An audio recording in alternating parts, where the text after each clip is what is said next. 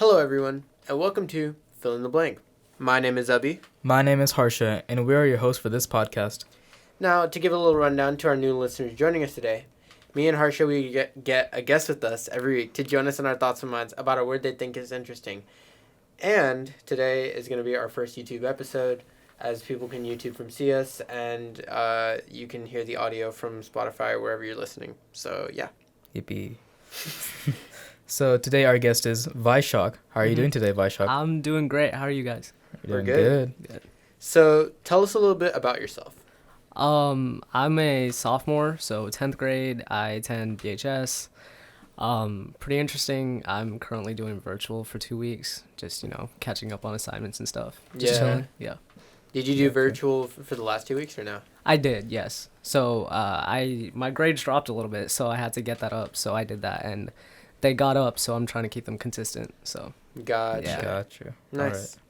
So what is the word you chose for us today?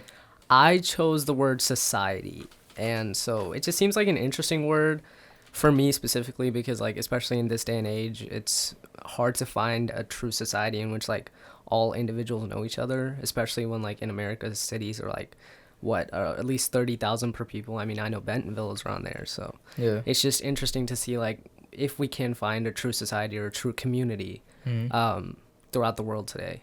Gotcha. Yeah. So, what's your personal definition of society? I mean, I would say that society itself would be a place where everyone's together and everyone knows each other. Everyone can interact with each other without having any disagreements or huge conflicts. But once again, that's very hard to find in today's modern world. Yeah. I feel like it'd just be a synonym to community itself. Being able to have friends in a true society is just something that would be nice to see, I guess. Yeah, Gotcha. definitely. So, the personal definition that we pulled up of society is the aggregate of people living together in a more or less orderly community. You give a way better definition than I did because it's more in depth, Yeah. So, yeah. All right. So my first question is being a part of society a necessary part of living? I mean, personally, I would say so. I don't think if I didn't have people surrounding me, it'd be harder to do things or to get through certain tasks or to just get through life generally. But there are obviously people who'd rather be alone, and that's honestly up to them.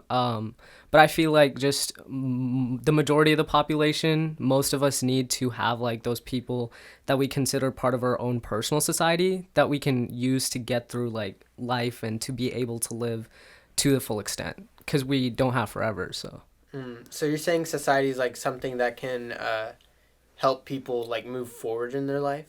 Yeah, exactly. That motivation comes from the people around you, or at least that's what I personally think. Yeah. Is society something on top of survival? If you say you're stranded on an island, right? You'd survive. You'd be living, even considering you're a mentally smart guy. Yeah. But say you can survive in the situation, but do you think society adds a sense of emotions? Yeah, emotions would definitely have to do with it. The stranded island thing, that's a very interesting thing to think about. Physically, yeah, you survive, but say you do come out of it, mentally, how prepared are you to reintegrate back into the world? Just I don't know, maybe we can look at a book like To Kill a Mockingbird or something like that to just see, or sorry, not To Kill a Mockingbird, Lord of the Flies, where all those boys got stranded on the island. Yeah. Even if they did get back, they still had that society within that island to get them through. Yeah. There were still conflicts, but when they got back, I feel like they'd be better prepared than those who had to do it individually. So, society is something that just, it deeply affects you in a way, and it just sticks with you and becomes a part of you, right? Yeah, for sure. So, would that can society become a negative effect on you as well? I mean, I would think so, because society is my society would be my friends and who I surround myself with. Your societies would be the same. Yeah. And if you had a negative influence within your society, that wouldn't be too good for you either, because it can, just as much as it can motivate you to move forward with life, it can also take you back a couple steps, which necessarily it's not a good thing. So Yeah. Well, that was a really good reference with the Lord of the Flies. Thank you. Yeah, they're really smart. Thank you. Do you think people would lean towards savagery if they were just like left on an island like that? What do you think? Lord of the Flies was a very interesting book for sure. It's a really good book, I would say. The whole concept of savagery, I feel like it was the isolation that caused it, and obviously it was exaggerated a little bit, especially since they were all like little kids too. I wouldn't expect that out of that unless like something were to happen where a true isolated event kind of like ruined everyone's mental health in a situation like that. But like savagery would be a result of a society that hasn't developed in the concept of like people can't resolve conflicts, people can't be friends with each other, and we've seen that throughout history. And there are many examples you can look to. So yeah, the point with like the young kids was like, it's the sense of innocence. Mm-hmm. It's supposed to be like, you know how like if you're born a blank slate or like born with selfish indulgences. Yeah. It's supposed to be like a kid, like you can still like breathe and like live by himself in a sense, but like your mind is so underdeveloped to the point where like, is man really completely like a blank slate, or is there a sense of savagery within Exactly. them? So, For sure. So here's another of our questions. Should society judge off of like looks, sexuality, gender, and etc.? So so like you're asking like if you have a society or in a society, should there be judgment or like when so you define society as like your own close circle of friends and people, right? Yeah. So I'm talking about society on like a larger scale, like the U.S. itself, like the United States society. Is it like good to judge off of like these sort of background things, or is it bad to judge off? Like I'm talking in a negative aspect. I don't think there should be judgment based on like people's personal beliefs and what they attain to themselves.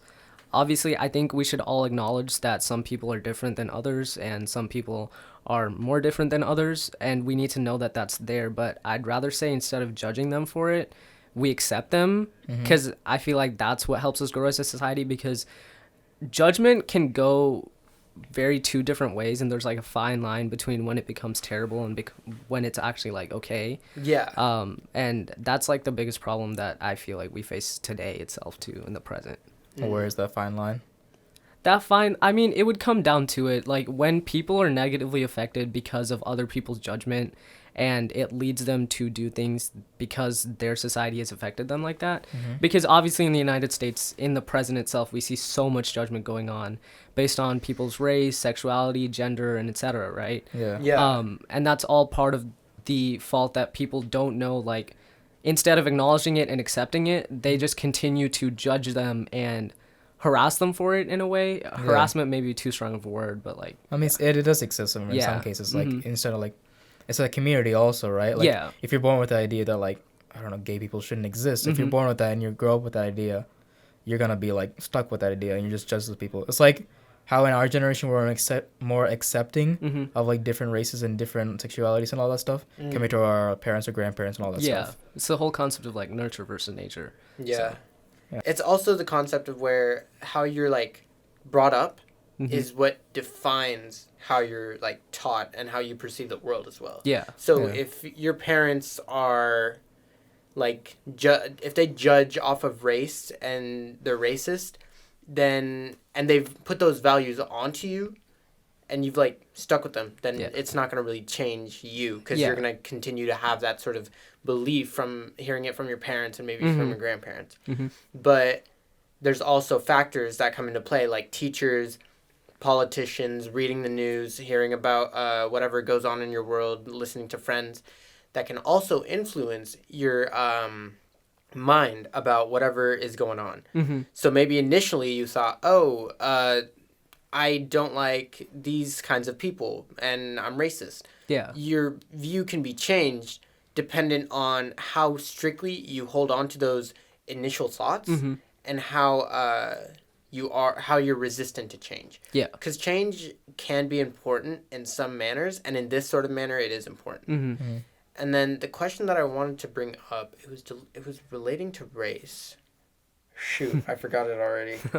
I don't know. We can move on. But what I mean to say is how you're No, that's what it was. I got it. So, do you think it's possible to be like through genetics and genes and being passed down?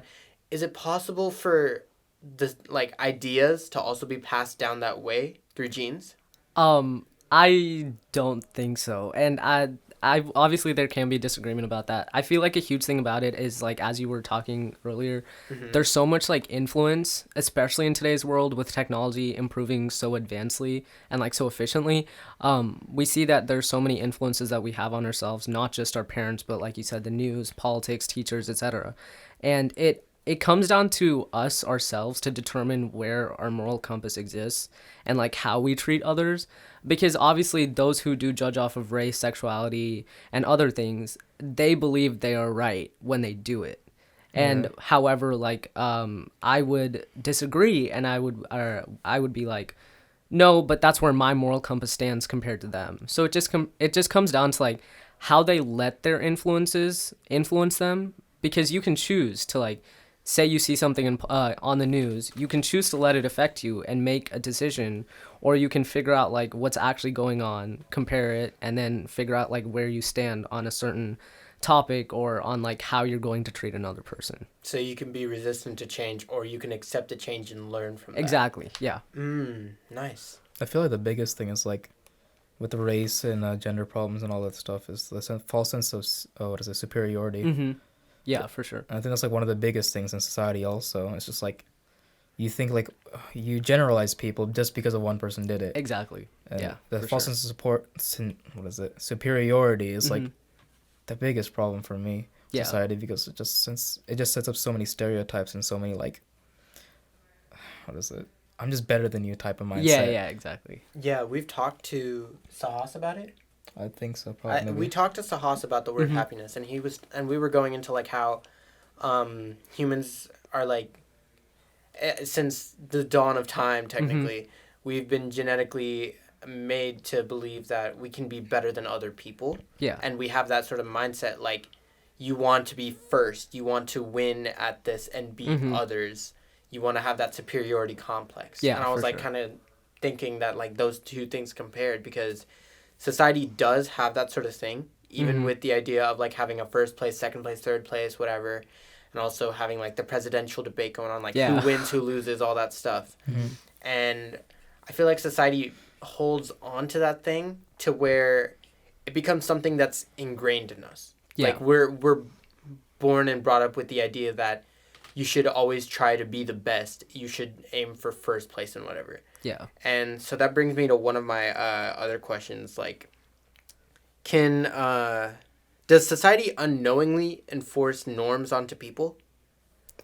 Unknowingly enforcing norms. So I feel like that comes down to, again, like what you as an individual would allow to let you affect yourself. Obviously, as Harsha. Yeah, Harsha. I'm sorry. Just wanted to make sure. Obviously, as Harsha mentioned it, there are stereotypes that society develops, and those stereotypes are what is going to come down to like what the societal norms are and like what people view certain people as, because there is that generalization of an entire population just based off of one person. Yeah. And I feel like that can be a bad thing, or most likely in most cases it is a bad thing.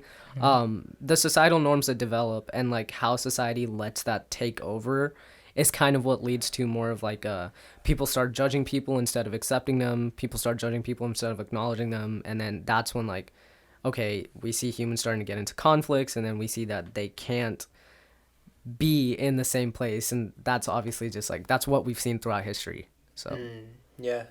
Well, it's like one of my questions: why are there so many conflicts within society? That's gonna be coming down to like disagreements. It's like, where is that person's moral compass? Because like obviously we may have differences in disagreement, but personally I think if we did have something, we could probably resolve it. But some people, they won't be able to do that.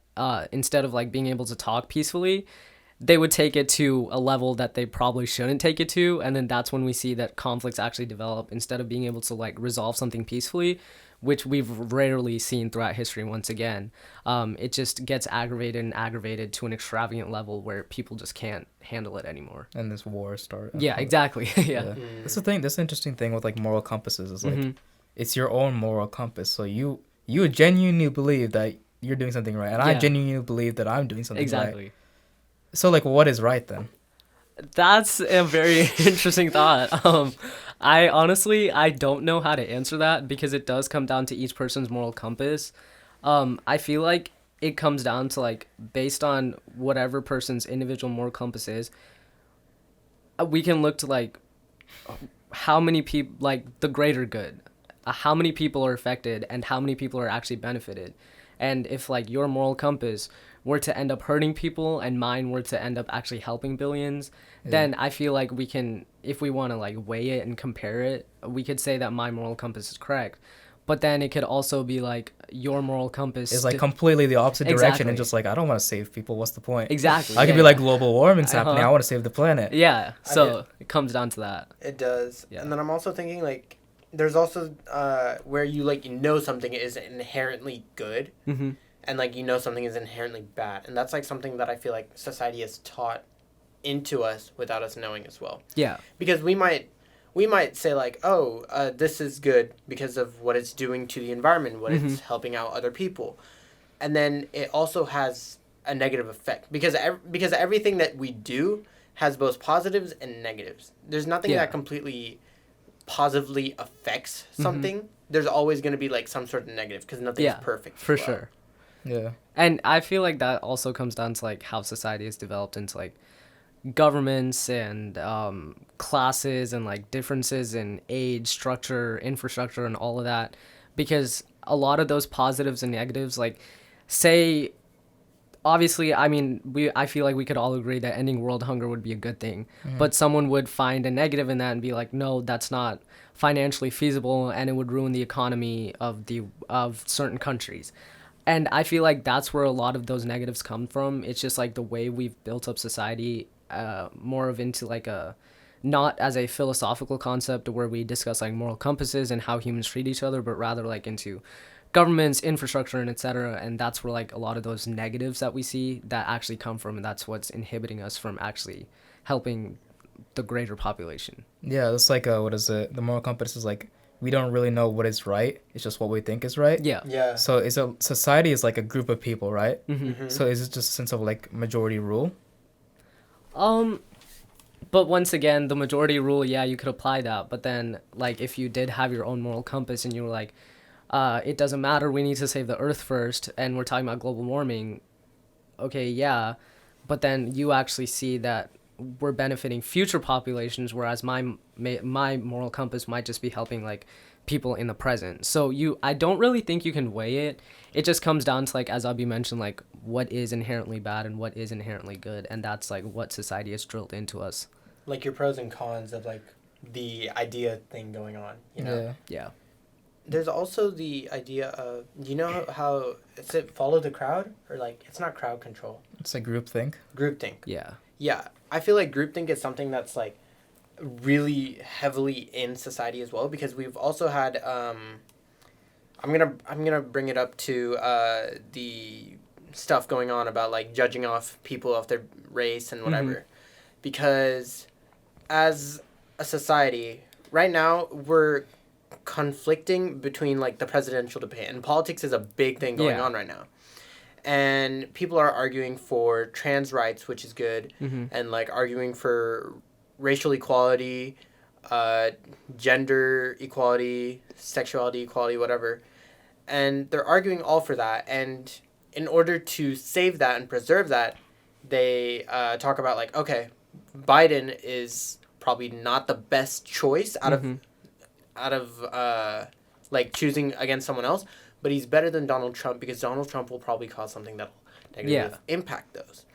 And some people might be like, oh, because my friend is voting for Biden, I might as well vote for Biden without an actual like cause of thinking, which is where groupthink comes into play, which is where the majority, if you follow that majority, you're not actually thinking on your own or thinking about the multiple things that are affecting it. It's more of you're going with the crowd, going with the flow without rather thinking of like the positives and negatives of something. Yeah. And society's heavily ingrained that into where like because now if you go against the crowd, you can have people go like against you, which is why Exactly. Yeah, for sure. I mean, to look to an example, the biggest thing would be like Galileo and Copernicus. Obviously, like the whole groupthink was like Earth is the center of the universe, nothing else, we can't discuss it. And then they stepped up, but everyone turned on them. And I don't know, my history is probably not correct, but I'm pretty sure like Galileo was probably thrown in jail or something for a little bit. Either way, if he wasn't, all of society did turn against him, because even though scientifically he had proven that it was the truth, it's just he went against them. them. Exactly. They weren't able to accept that was a truth. And so I feel like that's where groupthink can be a really bad thing. And that's why it's like every person's individual responsibility to like step up. And if there is something inherently bad, argue for the inherently good. So is moral compass more important, or is majority rule more important? That's an interesting. I mean, I personally don't know how to answer that. But just off the top of my head, I would say like you can't really compare it. It just depends on like what helps more people, whether it's in the present or the future. It just comes down to it, like how many more people are actually benefiting and how many people are actually being helped, not just like physically, but quality of life itself. Makes sense. Yeah. So here's my next question. Is the U.S. society undoing itself on the unity spectrum? Because we're having a big divide over the politics idea. And do you think it's ever going to, like, come back together to where we're all united as one and, like, we actually agree with each other? Or is it just going to be continuing conflicts going on? I doubt that, or at least, like, now I doubt that, just because, like, especially during, like today itself, like, politics and stuff, it's definitely dividing our country. And I think the problem is a lot of people just aren't educated and they blindly follow false news. Yeah, exactly. And they don't know what they're talking about. And due to that, they say things that they probably know is wrong, but because of like the whole superiority complex and like the groupthink mentality, they just keep going with it. And therefore we see that society is actually just becoming more divided. And I don't think it's possible for a society to be like, just as the world as a whole, I don't think it's possible for everyone to agree, because there's always going to be those people that are going to disagree with something and they're going to take it too far instead of being able to resolve it peacefully. Yeah, no, we've also mentioned this, like there's no idea that, well, there's the idea of it, but it's not possible to where there's like perfect harmony within the whole entire world where like everyone agrees, everyone's happy, everyone agrees with each other and they're fine. It's not possible because there's always outliers here and there that's going to be causing that to change. Yeah. Like even if it might be like me, you, Harsha, whoever, it can always be like from something small to even like something big, and it's always it's going to stop that idea of perfect unison. Yeah. And that's also what makes people different, in that you always think there's always going to be like this perfect human being, this perfect person that just exists in this world. But there really isn't. Yeah. It's just what we might like say, oh, this person's perfect because of this, and this, but there's also negatives to those person. Exactly. Yeah, and for sure. Everyone has their own flaws and everyone is different, causing it to be where no one is perfect. Society isn't even perfect either. Yeah. Because we're all made up of our different flaws, different strengths, talents, whatever. And there's no such way to say that society is always right, because each person has their own ideas, each person has their own thoughts. Yeah. And you can't just say, these are all one, they make sense, so they make up a society. Yeah. It was from the equality episode, that one. We were talking about, like, there's no such thing as perfect equality at this point. Yeah, that because was no matter what, people are going to have their own perceptions. It's going to be, like, geographical and, like, just definite differences between, like, America and, like, certain parts of Africa. Yeah. Like, there's no sense of equality there. So, in the sense of, like, you know, like, agree to disagree? That's, like, a sense of equity instead of equality. Yeah, for sure. Equality definitely at this point is not achievable. Just, like, I mean, historically, it hasn't happened ever. Like, as soon as the human race started out, there was already so many differences. You could say it was whatever you want to say, whether it started out as gender stereotypes or like who's the bigger person. It's always been there, that sense of inequality. And at this point, I feel like the whole agree to disagree mentality is probably going to be more beneficial, because at least we can get people to be able to live in harmony instead of causing more conflicts and like making the world even worse.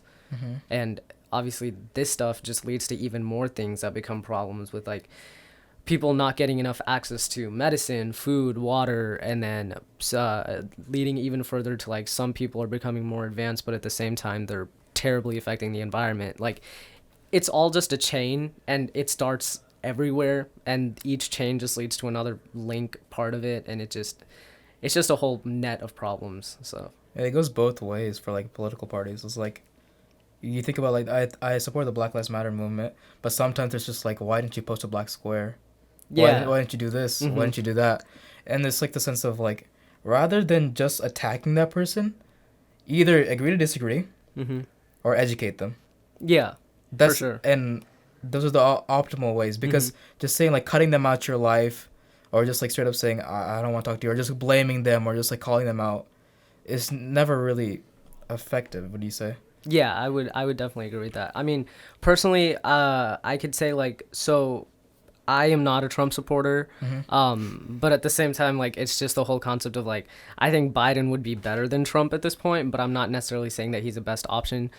So if I was given the opportunity to vote, I would vote Biden. But personally, I've done that exact situation. Like, I've been a part of that where like I've met someone who was a Trump supporter, and I've just been like, no, I don't really want to interact with you because you are a Trump supporter. And then I had to like, I realized after that, I was just like, I think that there still can be like, if I did have a friend who was a Trump supporter, I think I can still be around them and respect their political beliefs, but it comes down to like their beliefs as an individual morally and how it's affecting other people. Because like if it comes down to a person I know is going to be judging other people because of their race, their sexuality, or their gender, that's when I kind of want to draw a line, because I don't want to be around an influence like that. But that's dependent on like everyone's own opinion. I obviously don't know how you guys would react in a situation like that. But I feel like, yeah, society just needs like those people who do say things. I feel like if they were to educate themselves and know what they were talking about, it might be a lot better in the present. Yeah, it's like I can like live with the fact that you don't believe in certain things, but if you just like straight up say like this person should be arrested for this, just for being themselves, like the gay marriage should be illegal, like why should somebody be arrested for something that like has nothing to do with you? Exactly. Like yeah. there's no plausible reason. Stuff like that I just can't like mentally figure it. Because Yeah. like it's so far away from moral compass, and it's just like it feels definitively wrong. Yeah. It's like there's nothing to do with you. Yeah. Why even care? For sure. I guess that's like that. And it's also like one of the questions. Do you think political parties have become like a society of their own?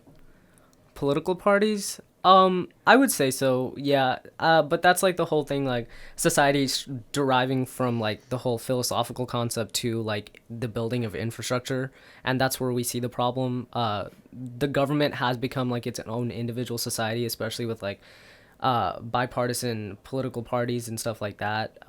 That can lead to a lot of divide just based on like who people support and etc. And like you said, like I would definitely agree with you and say like that's definitively wrong. Like it doesn't affect you at all if someone is gay or if someone is lesbian. Like it doesn't affect me. It's their choice. It's what they grew up as, and it's what they've chose to be. So like I don't need to partake in that. And that's the same thing with like political beliefs. Great, you have them. You're part of a political party. Just don't like try to tell me that I'm in the wrong for supporting something that I may think is inherently right, whereas you think it's inherently bad. Yeah, so it just leads to more conflict. Yeah, exactly. Okay. Here, I got the last question. All right.